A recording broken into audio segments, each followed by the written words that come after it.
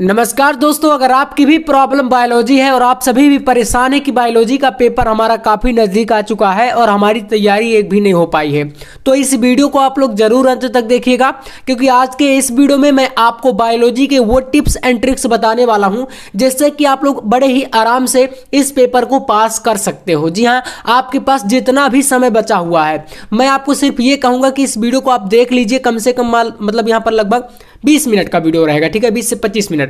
और उसमें मैं आपको वो तरीके बता दूंगा पूरा का पूरा हमारे पास प्रॉपर।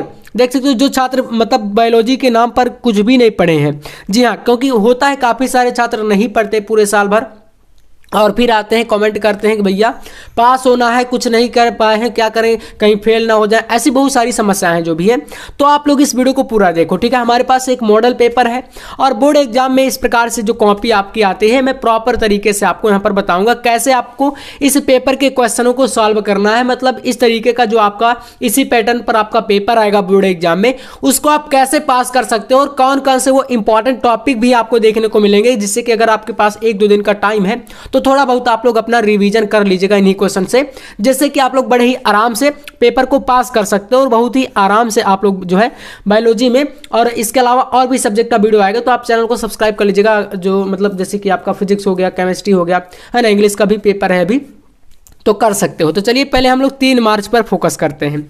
देखिएगा हमारे पास क्या है, यहाँ पर एक मॉडल पेपर, ठीक है, और मैं आपको बताया हूं किस तरीके से मॉडल पेपर आपको सॉल्व करना है। मैं आपको इसी चैनल पर सारे के सारे मॉडल पेपर का सलूशन दूंगा, कॉपी लिखने का तरीका बताऊंगा, इंपॉर्टेंट क्वेश्चन, डायग्राम वाले क्वेश्चन, जितने भी प्रकार के टिप्पणी वाले क्वेश्चन है ना, और इसके अलावा अंतर वाले क्वेश्चन, सारे कुछ यहाँ पर इसी चैनल पर मिलेंगे। तो अगर आपको अच्छे तरीके से तैयारी करना है ना, तो सब्सक्राइब करके रखना।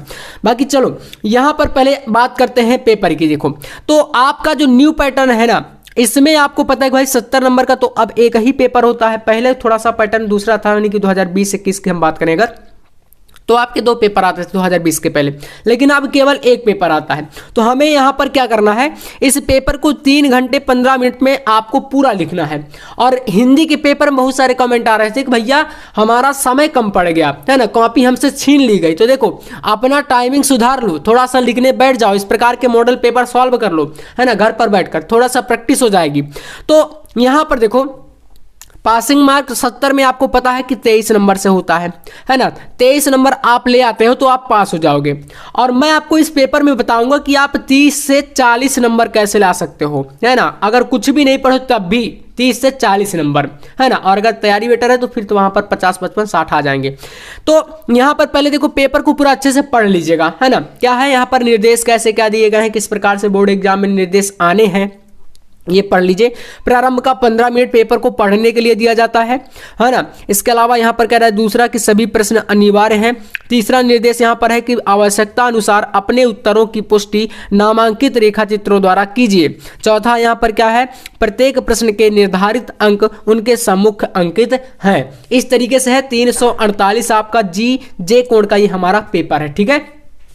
अब देखो बहुविकल्पीय प्रश्न जो है आपके 4 आने हैं, ठीक है। यूपी बोर्ड की मैं बात कर रहा हूं, हमें पता है यूपी बोर्ड 3 मार्च को बायोलॉजी का पेपर है, ठीक है ना, और मॉर्निंग टाइम में पेपर है। तो देखो 4 में MCQ आएंगे टोटल, ठीक है। तो MCQ पर तो उतनी ज़्यादा हमें फोकस करने की भी जरूरत नहीं, मतलब है थोड़ा सा कर सकते हो, बाकी ज़्यादा उतना 4 नंबर का आता है, तो ज़्यादा नहीं है कि ऐसे जैसे हिंदी में 10 नंबर के आते थे वैसा है। तो आपको सिर्फ यहाँ पर मैं सिंपल से बता देता हूँ, तो आप इनको कर लो, बाकी थ्योरी में आपको थोड़ा ट्रिक लगानी है। तो यहाँ से देखो पहला प्रश्न है, सही विकल्प चुनकर अपनी उत्तर पुस्तिका में लिखिए, नहीं अपनी कॉपी पर, ठीक है। यहां पर क्वेश्चन है, कौन सा नाइट्रोजनी क्षार DNA में उपस्थित नहीं होता। यहां पर थाइमिन, यूरेसिल और विकल्प आपके आगे दिए गए हैं, यहां पर जैसे कि एडेनिन और ग्वानिन, जिसमें आपको राइट आंसर जो लगाना है वो यूरेसिल होगा यहाँ पर, ठीक है, यूरेसिल यहाँ पर हो जाएगा, ठीक है। थाइमिन यहाँ पर रॉन्ग है, तो यूरेसिल होता है ना, इसका आपका हो जाएगा। इसी प्रकार से दूसरा क्वेश्चन देख लीजिए, मेंडल ने अपने प्रयोग में कितने विपरीतार्थ लक्षणों का सम्मिलित किया था। तो 7 जोड़ी लक्षण का अध्ययन किया था मेंडल ने, है ना, ग्रेगर जॉन मेंडल ने, वैज्ञानिक जो थे, उन्होंने यहाँ पर कितने 7 जोड़ी विपर्यासी लक्षणों का अध्ययन किया था। जैसे फूल का रंग, फली का रंग, आकार, है ना, ये बहुत सारे लक्षण थे। तो 7 यहाँ पर आपका राइट है। इसके बाद देखिए, दात्र कोशिका अरक्तता रोग किस उत्परिवर्तन का उदाहरण है? तो ये होता है आपका बिंदु उत्परिवर्तन का। किसके लिए है? बिंदु उत्परिवर्तन, अर्थात यहाँ पर गा का हमारा पहला विकल्प सही है। अब देखो यहाँ से मैं बता दूं ना, जो आपको अगर पास होना है ना, 23 से 30 नंबर या 40 नंबर तक चाहिए, 40 से 45 नंबर, तो आपको मेन चीज जैसे मैं बता रहा हूं, कॉपी भी लिखने का मैटर करता है भाई, कॉपी भी आपको थोड़ा लिखना है। और बायोलॉजी है, थ्योरी ज्यादा रहेगी, तो थोड़ा सा थ्योरी को आपको ज्यादा भरने की कोशिश करना है, मैं बताऊंगा कैसे। तो यहां पर चौथा क्वेश्चन देखिए, परागकण पुष्प के किस अंग के भीतर निर्मित होते हैं? तो यहां पर हो जाएगा लघु बीजाणुधानी में। कहां पर निर्मित होते हैं परागकण? तो लघु बीजाणुधानी, अर्थात यहां पर पहला ऑप्शन। अब देखो कॉपी का भाई मेन प्रश्न ये आप लोग खुद ही समझते हो, एक एग्जाम आप दे चुके हो।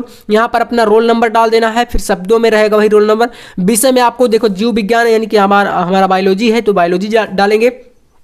प्रश्न पत्र में केवल डालना है, क्योंकि एक ही पेपर अब आपका होता है। और प्रश्न पत्र में अंकित संकेतांक क्या है? 348 जे कोड का है, तो ये कोड डाल दीजिएगा। 348 आपका सब्जेक्ट कोड है बायोलॉजी का, और ये आपका सेट कोड रहेगा, जो कि इस तरीके से जो यहाँ पर दिया है, कोई भी सेट आपका आ सकता है।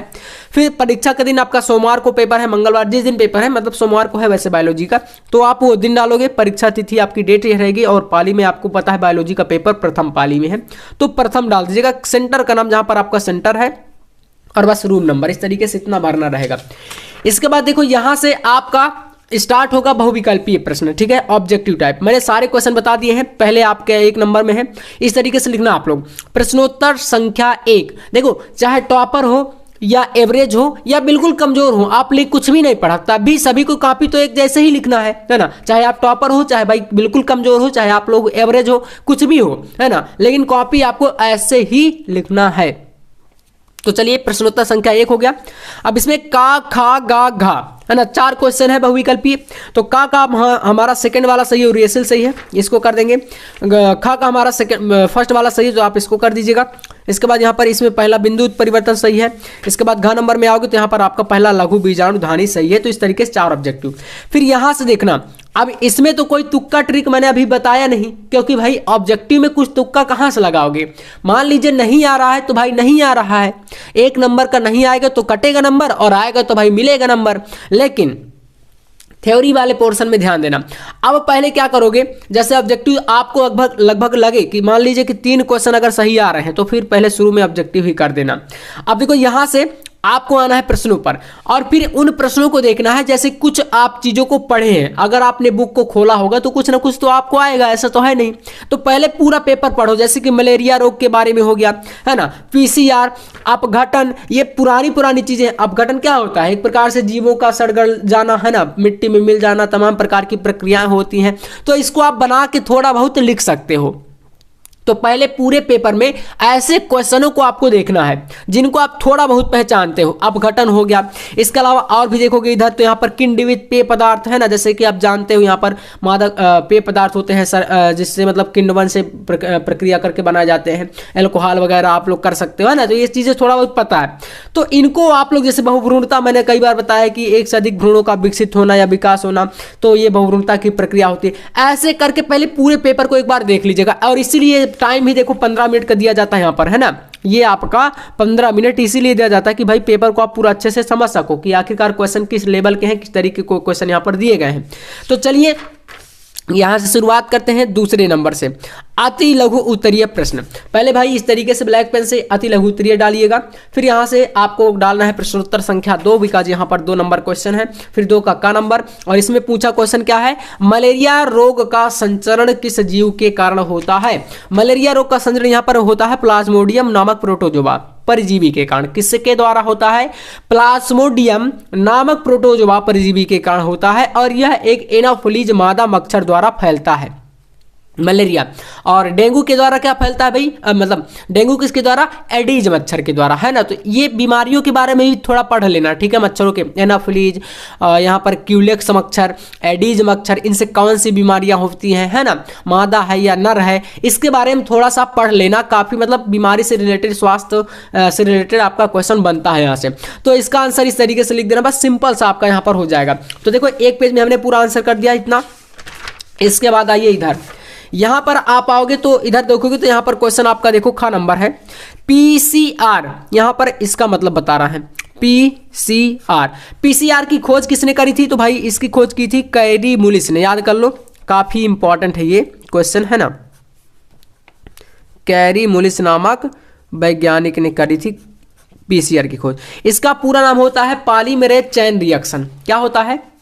पॉलीमरेज चैन रिएक्शन, इसका फुल फॉर्म या पूरा नाम है। जैसे कि पूछता है ना क्वेश्चन, कहता है इसका पूरा नाम बताइए, तो ये होता है पॉलीमरेज चैन रिएक्शन।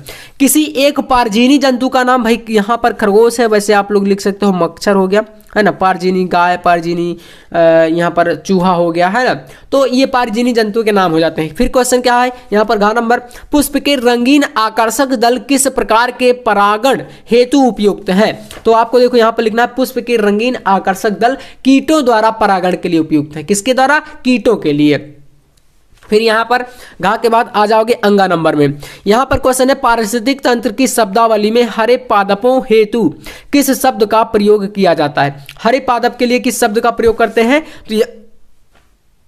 तो यहाँ पर लिखना है आपको हरे पादप के उत्पाद शब्द का प्रयोग करते हैं। किस शब्द का? उत्पाद शब्द का प्रयोग करते हैं। बस ये 1 नंबर वाले प्रश्न होते हैं और इनको इसी तरीके से आपको सारे आंसर देने हैं, ठीक है। तो यहाँ पर देखो 1 नंबर वाले क्वेश्चनों को कैसे लिखोगे ये समझ गए है ना। थोड़ा बहुत थ्योरी को बना के लिख देना, कुछ क्वेश्चन आप सही कर लोगे, कुछ क्वेश्चन गलत जाएंगे तो उसमें भी थोड़ा बहुत नंबर आपको दे देते हैं, अगर आपकी लिखावट सही है और आपने सही से पूरा कॉपी को मैनेज करके लिखा है, ठीक है।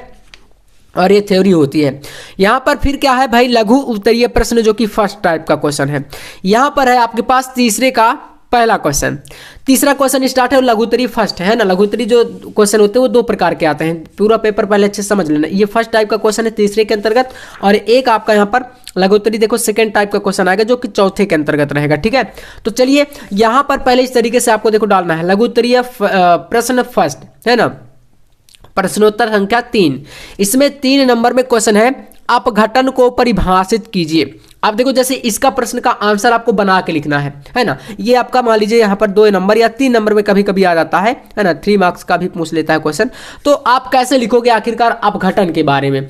देखो इसको आप यहाँ पर मैंने खुद बताया कि बना के लिख सकते हो पूरा का पूरा। यहाँ पर देखो आंसर क्या है, अपघटन एक प्रकार की क्या है, क्रिया है। पहली बात ये तो सभी को पता है क्रिया होती है, हाँ, लेकिन कैसे आगे आप क्या लिखोगे? तो देखो जिसमें तत्व अलग अलग सूक्ष्म भागों में विभाजित हो जाते हैं और जीवों में यह क्रिया उनके मृत्यु के पश्चात होती है। जैसे कि कहीं पर भी कोई मिट्टी पर चीज फेंक दी जाती है, वो सड़ गल जाती है धीरे धीरे समय के साथ, चाहे मतलब कितना भी मजबूत चीज हो वो क्या होगी, गल जाएगी। चाहे आप लोहा ही खुले में फेंक दोगे लोहा को, तो वो भी धीरे धीरे क्या होगा, नष्ट हो जाएगा। ये वही प्रक्रिया होती है जिससे कि हम अपघटन को पहचान सकते हैं, इसी को हम लोग अपघटन बोलते हैं। तो इतना लिखने के बाद इधर आना नेक्स्ट पेज पर, और इसमें आपको लिखना है, इसमें महत्वपूर्ण योगदान सूक्ष्म जीवों का होता है जो किसी भी जीव के लाश को धीरे धीरे बहुत छोटे छोटे टुकड़ों में विभाजित कर उसे पारिस्थितिक तंत्र का हिस्सा बना लेते हैं। ये होती है अपघटन की प्रक्रिया। समझ में आया ना? तो भाई इसका आंसर बताओ। ऐसे ही बायोलॉजी के कुछ क्वेश्चन होते हैं जिनको आप पूरा पहचान करके क्या कर सकते हो, इनका आंसर दे सकते हो, ठीक है। तो इस तरीके से हो जाएगा। फिर यहां पर आपके पास खा नंबर क्वेश्चन, किन्हीं 2 किण्वित पेय पदार्थों के नाम या पेय पदार्थ, यहां पर कर लीजिएगा पेय पदार्थ है ना, तो इनका नाम बताना है। देखो तो किण्वित पेय पदार्थ की हम बात करें, कोमचुम्बा हो गया है ना, कोम्बुचा हो गया, इसके अलावा क्या है, अदरक हो गया, अदरक बियर है ना, बियर आप सभी जानते होंगे, मतलब एक प्रकार से पेय पदार्थ होते हैं ये। और इसके अलावा केफिर, क्वास है ना, ये सब तमाम प्रकार के उप उत्पाद हैं जो कि अल्कोहल की कम मात्रा हो सकती है इनमें, लेकिन अल्कोहल रहता है, ठीक है ना। तो ये होते हैं पेय पदार्थ। इसके बाद देखिए गा number question, test tube baby कार्यक्रम पर टिप्पणी दीजिए। टेस्ट ट्यूब बेबी कार्यक्रम, तो सारे क्वेश्चनों को यहाँ पर क्रम से किया गया। देखो टेस्ट ट्यूब बेबी कार्यक्रम क्या होता है, तो टेस्ट ट्यूब बेबी का अर्थ होता है या है कि जो कपल्स प्राकृतिक रूप से गर्भधारण नहीं कर पा रहे हैं, है ना, यानी कि जो गर्भधारण नहीं कर पा रहे हैं, उन्हें आधुनिक तकनीकी से गर्भधारण करवाना। टेस्ट ट्यूब बेबी में महिला के शरीर में बनने वाले भ्रूण को लैब में बनाया जाता है और लैब में बनने वाले भ्रूण में अंडा और स्पर्म कपल्स का ही यूज होता है ना, यानी कि कपल्स का ही स्पर्म और अंडे लेकर के उसे एक लैब में तैयार कर दिया जाता है, जो कि इस तरीके से होता है। इस कार्यक्रम को बोलते हैं टेस्ट ट्यूब बेबी। तो ये आपका यहां से हो जाएगा क्या, ग नंबर क्वेश्चन। इसके बाद घ नंबर क्वेश्चन है, कह रहा है कि समयुग्मजी और विषमयुग्मजी में दो अंतर बताइए। तो देखो अंतर वाले क्वेश्चन को आपको पता है कैसे कॉपी पर लिखना है। अब देखो इस प्रश्न को आप, अगर मैं आंसर को छिपा लूं, ठीक है, आंसर मान लो छिप गया। आप देखो कह रहा है कि समयुग्मजी और विषमयुग्मजी। विषम का मतलब क्या होता है, आप अर्थ निकालो ना। यहाँ पर आप जैसे इसका आंसर बनाना चाहते हो, मैं जैसा यहाँ पर इस वीडियो में ट्रिक बताने के लिए वीडियो बना रहा हूं, तो मान लीजिए कि समयुग्मजी का मतलब है क्या भाई, इसमें जो युग्मज होंगे वह समान होंगे, ठीक है, कैसे होंगे, समान होंगे, बराबर बराबर के। और विषमयुग्मजी का मतलब भाई बराबर नहीं होंगे, है ना, क्योंकि इसी का नाम है विषम। विषम मतलब बराबर ना होना, इक्वल ना रहे। तो इसका आंसर देखो कैसे आप बनाओगे, थोड़ा चीजें समझ में आई। फिर अंतर, दो अंतर पूछा है ना, तो आपको मैं तीन बताऊंगा। बीच से लाइन खींचना है इसे, एक तरफ समयुग्मजी एक तरफ विषमयुग्मजी। इधर आओगे तो यह किसी विशेषक यानी ट्रेट के लिए शुद्ध होते हैं और इसका क्या हो जाएगा, किसी विशेषक के लिए शुद्ध नहीं होते हैं। इसमें समयुग्मजी में देखो इसके एलील समान होंगे क्योंकि ये समयुग्मजी है, और इसका एलील क्या हो जाएगा, असमान होंगे। जैसे यहां पर देखोगे समान में तो क्या है भाई, कैपिटल टी इक्वल है ना, बराबर है ना, बिल्कुल है। इसमें देखोगे तो स्मॉल टी ये भी बराबर है। इसमें देखोगे तो भाई एक कैपिटल एक स्मॉल, कहाँ विषम है, समान है, विषम हो जाएंगे यहाँ पर, ठीक है। ऐसे तीसरा अंतर, यह केवल एक प्रकार के युग्मक बनाते हैं क्योंकि समयुग्मजी है, और विषम में क्या भाई ये दो प्रकार का बनाए क्योंकि ये विषम युग्मजी है। बस इतना अंतर आपको यहाँ पर बता देना है। इसके बाद यहाँ से क्वेश्चन आपका आएगा अंगा नंबर, राइबोसोम के दो कार्य बताइए। चलिए राइबोसोम के कार्य क्या होते हैं, राइबोसोम है क्या, देखो यहाँ पर। तो राइबोसोम यानी इनका प्रमुख कार्य जो होता है वो कोशिका में प्रोटीन का उत्पादन करना होता है। जो हमारी बॉडी में सेल्स होती हैं, कोशिकाएं होती हैं, उनका क्या करते हैं, ये प्रोटीन का उत्पादन करते हैं। और ये कोशिका के अपशिष्ट अपघटन केंद्र है। ये कोशिका द्रव्य के चारों ओर तैरते रहते हैं। और दूसरा कार्य हो जाएगा, ये अमीनो अम्ल में अम्ल को जोड़ते हैं जिससे कि प्रोटीन का उत्पादन कोशिकाएं कर सकती हैं। तो दोनों कार्य को आपको अच्छे तरीके से समझ लेना, बाकी स्क्रीनशॉट भी आप करते जाना अगर कोई दिक्कत है। इसके बाद यहां से हम लोग देखो नेक्स्ट क्वेश्चन, और जितने क्वेश्चन बता रहा हूं सारे प्रश्नों पर फोकस करते जाना, इंपॉर्टेंट एकदम है ना। एक भी प्रश्न आप छोड़ नहीं सकते हो और आपको पूरा का पूरा तैयार करते जाना है। बाकी कुछ टिप्स और ट्रिक्स हो जाएंगी, कुछ इंपॉर्टेंट क्वेश्चन हो जाएंगे जो मैं आपको करा भी रहा हूं। आराम से आप लोग इसको पेपर को जो है पास कर लोगे, है ना। और पास ही नहीं, पासिंग 33 से हुए, आप 40 से 45 नंबर लेके आओगे, है ना।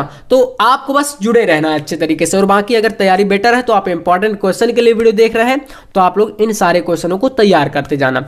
चलो यहां से लघुत्तरीय आपका सेकंड टाइप का क्वेश्चन है, तो भाई ऊपर डाल देना है। प्रश्नोत्तर संख्या 4 है और इसमें का नंबर बहुभ्रूणता पर कह रहा है, टिप्पणी दीजिए।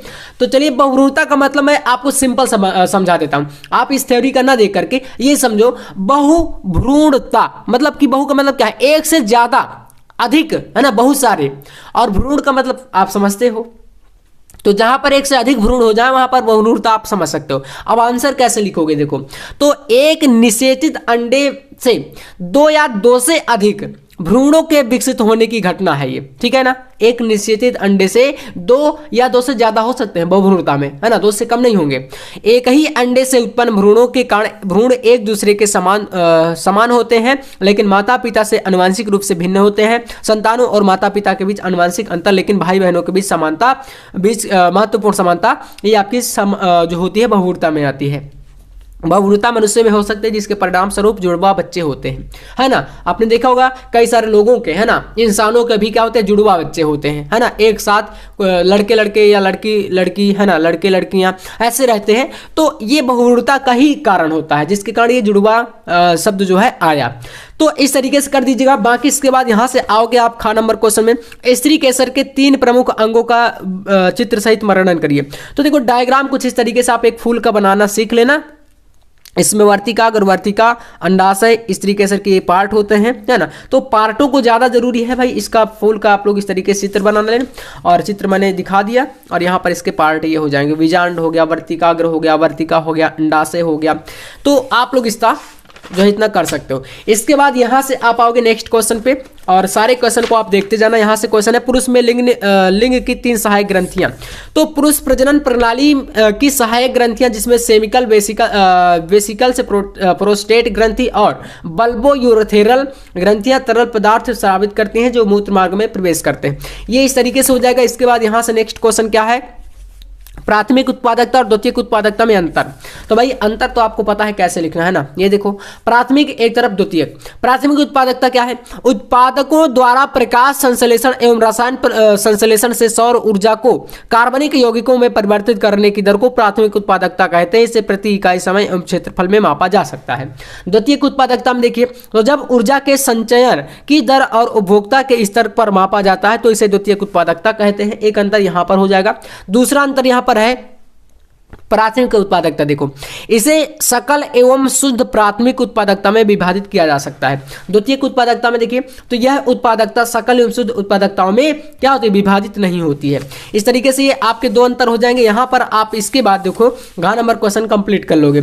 यहां से आप आ जाओगे क्वेश्चन नंबर 5 में और इसमें आपका क नंबर क्वेश्चन है प्राकृतिक वर्ण को किसी एक उदाहरण के द्वारा समझाइए। चलिए प्राकृतिक वर्ण या चयन इसको बोलते हैं। तो देखो वह प्रक्रिया है ये जिसके द्वारा प्राकृतिक वातावरण विभिन्न जीवों को उनके अलग अलग लक्षणों के आधार पर जीवित रहने या मरने का कारण बनता है। यहीं से सबसे योग्य एवं जीवित रहना शब्द आता है। प्राकृतिक चयन विकास के पीछे प्रमुख प्रेरक शक्तियों में से एक है। आप देखो यहाँ पर थ्योरी को आप लोग थोड़ा बहुत अपने से भी इन्वेंस जो है कर सकते हो, मतलब कि लिख सकते हो। वह प्रक्रिया जिसके द्वारा प्रजातियां लंबे समय तक यानी काफी समय तक क्या करते हैं, अपने पर्यावरण के लिए बेहतर रूप से अनुकूलित हो जाती हैं। प्राकृतिक वर्ण या चयन मतलब कि प्रकृति के अनुसार चयनित हो जाना या प्रकृति के अनुसार ढल जाना, है ना। आप ये भी समझ सकते हो। तो मैं आपको बीच बीच में जो ये शब्द बता रहा हूं ये इसलिए ताकि आप लोग एक बार समझ जाओ और आंसर को खुद से भी बना सको थोड़ा बहुत, ठीक है। अब ऐसा हो कि पता चले कि बोर्ड एग्जाम में क्वेश्चन आ गया, पता चले कि भाई आप लिख ही नहीं पा रहे हो, तो ये वर्ड आपको मदद करेंगे जो मैं बीच बीच में बोल देता हूं। अभी नहीं, अन्यथा में लेकर के मत चलना, ठीक है। तो इस तरीके से हो जाएगा। और इसे प्राकृतिक चयन इसलिए कहा जाता है, चयन का मतलब होता है चुनाव करना, क्योंकि यह कुछ विशेष गुणों वाले जीवों को चुनने का एक नया तरीका है जो पूरी तरह से प्रकृति द्वारा संचालित होता है। क्योंकि प्राकृतिक चयन मतलब प्रकृति खुद चुनेगी, है ना। जबकि इसकी तुलना कृत्रिम चयन से की जाती है। उदाहरण की बात करें तो जब मनुष्य जानबूझकर संकर प्रजनन करके और मनुष्यों के लिए वांछनीय गुणों का चयन करके भेड़ों को अधिक ऊनी और पालतू बनाने के लिए प्रजनन कराते हैं तो ये होता है प्राकृतिक चयन। इसके बाद यहां पर आपका क्वेश्चन देखिए, का नंबर के बाद आ जाओगे खा में, प्रतिबंधन एंजाइम के कार्यों को बताइए। तो भाई प्रतिबंधन एंजाइम क्या होता है, प्रतिबंधन एंजाइम के कार्य यहां पर बात करें तो प्रतिबंधन एंजाइम या प्रतिबंध एंजाइम इसमें एंडोन्यूक्लियेज और आपका जैसे काटने का काम करता है ना, और प्रतिबंधन एंडोन्यूक्लियेज, और जोड़ने के लिए डीएनए को कौन काम करता है, लाइगेज, है ना, लाइगेज एंजाइम। तो प्रतिबंध एंजाइम एक ऐसा एंजाइम है जो डीएनए के एक विशिष्ट अनुक्रम को पहचानने के बाद डीएनए को काटता है और इसे आणविक कैंची भी कहा जाता है। वैज्ञानिक डीएनए के एक बड़े टुकड़े से एक जीन को काटने के लिए प्रतिबंध एंजाइम का उपयोग कर सकते हैं। प्रतिबंधन एंजाइम बैक्टीरिया से पृथक किया गया एक प्रोटीन होता है या प्रोटीन है। इस तरीके से आप यहां पर ख नंबर को कर दोगे। ग नंबर अनुकूली विकिरण को बताइए। देखिए यहां से 5 का गा, इस तरीके से यहां पर नंबरिंग है। अनुकूली विकिरण एक सामान्य पूर्वज प्रणाली प्रजातियों की संख्या में तेजी से वृद्धि है जो महान पारिस्थितिक और रूपात्मक विविधता को की विशेषता है। इसके पीछे प्रेरक शक्ति नए पारिस्थितिक संदर्भों के लिए जीवों का अनुकूलन है। तो ये हो जाएगा। इसके बाद यहां से आप आ जाओगे अगले प्रश्न पर। अनुकूली विकिरण के बाद यहां पर इधर का भी पोर्शन है। अनुकूली विकिरण किसी जानवर या पौधे के समूह का जीवन के विशिष्ट तरीकों के अनुकूल कई प्रकार के विकास अनुकूली विकिरणों का सबसे अच्छा उदाहरण निकट से संबंधित समूहों से मिलता है जो अपेक्षाकृत कम समय में विकसित हुए होते हैं, ठीक है ना। अनिषेक जनित फल क्या है देखिए। तो देखो अनिषेक जनित फल के बारे में यहां पर बताया गया है। अनिषेक जनित फल या अनिषेक फलन एक ऐसी प्रक्रिया के रूप में परिभाषित किया जा सकता है इसको, जिसके द्वारा विजांडों के निषेचन की प्रक्रिया के बिना जो है फल बन जाए, यानी बिना निषेचन के फल बनने की प्रक्रिया होती है अनिषेक फलन, और इसके द्वारा जो फल बनते हैं उनको बोलते हैं अनिषेक जनित फल, है ना। इस प्रकार से आप लोग यहाँ पर इसको लिख सकते हो। अनिषेक फलन भ्रूण और भ्रूणपोष से रहित होता है, इसलिए इसमें कोई बीज नहीं होता और इसलिए इन्हें बीज रहित या कुमारी फल भी कहा जाता है। ठीक है, इसके बाद देखिए क्वेश्चन नंबर यहां पर 6, छठा प्रश्न आपके पास क्या है, अपसारी विकास को उदाहरण के द्वारा समझाइए। इसका पूरा थ्योरी का पोर्शन यहां पर है, आंसर लिखा है, तो आप लोग इसका वीडियो को रोक करके स्क्रीनशॉट कर लेना या समझ लेना खुद से। यहां से का नंबर अंतरण आरएनए, यानी कि आपको इसको बताना ट्रांसफर, जो कि टीआरएनए इसको बोलते हैं, टीआरएनए, इसके बारे में टिप्पणी पूछा है। तो यहाँ पर ये पूरा देखो आंसर इसका लिखा हुआ है, तो आप आंसर को देख ही सकते हो अच्छे तरीके से। फिर यहाँ पर है ओपियाइड्स ड्रग्स का उदाहरण क्या है। ओपियाइड्स एक प्रकार से दवाइयों का ग्रुप होता है जिसमें नशीली दवाइयाँ रखी जाती हैं, जैसे कि आपका अफीम, मार्फिन, कोडीन, है ना, जो नशीले पदार्थ होते हैं उन सभी का ये ग्रुप होता है। तो यहाँ पर इसका आंसर ये आपके सामने, इसको कर लीजिएगा स्क्रीनशॉट, और उदाहरण भी बताया गया है। फिर एक पारिस्थितिक तंत्र के विभिन्न पोषक स्तरों का रेखा चित्र, यहाँ पर इसका डायग्राम इस तरीके से है, जो कि रेखा चित्र बनाया गया है। और इसके स्तरों की बात करें तो यहाँ पर आपका प्राथमिक पोषक स्तर और द्वितीयक, आप इनको उत्पादक बोलते हैं, और उपभोक्ता में आपके द्वितीयक, तृतीय और 3 मतलब 4 आते हैं, 4 स्तर, है ना, और पहले स्तर में उत्पादक आता है। तो ये इस तरीके से आप इसको कर दीजिएगा। फिर यहाँ पर विस्तृत उत्तरीय प्रश्नों की बात कर लेते हैं। ये 7वां प्रश्न है, कृषि में जैव प्रौद्योगिकी के महत्व पर एक निबंध, तो जो कि इस तरीके से यहाँ पर थ्योरी पूरा लिखा गया है, इसको आप देख सकते हो, है ना, कैसे कैसे है। अथवा का इसी का प्रश्न है क्या, पॉलीमरेज श्रृंखला अभिक्रिया का आरेखीय निरूपण, यानी पीसीआर का आपको यहाँ पर पूरा विवरण देना है। ठीक है, लॉन्ग का क्वेश्चन है।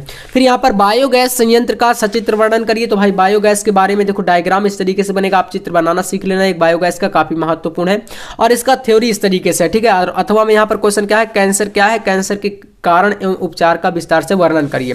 9वां प्रश्न है, मानव विकास पर एक निबंध, जो कि इस तरीके से आपको लिखना रहेगा। ठीक है, और इसके बाद अथवा लास्ट क्वेश्चन, सहलग्नता एवं पुनर्योजन की उदाहरण सहित व्याख्या करिए। इस तरीके से पूरा पेपर है, और इस तरीके से आपको पूरा पेपर जो है कॉपी पर सॉल्व करना है, जैसा मैंने आपको बताया इस कॉपी पर सॉल्व करके। तो अगर ये वीडियो पसंद आए तो लाइक करके चैनल को सब्सक्राइब जरूर कर लीजिएगा। बाकी मिलते हैं नेक्स्ट वीडियो में नेक्स्ट टॉपिक के साथ, तब तक के लिए जय हिंद, वंदे मातरम।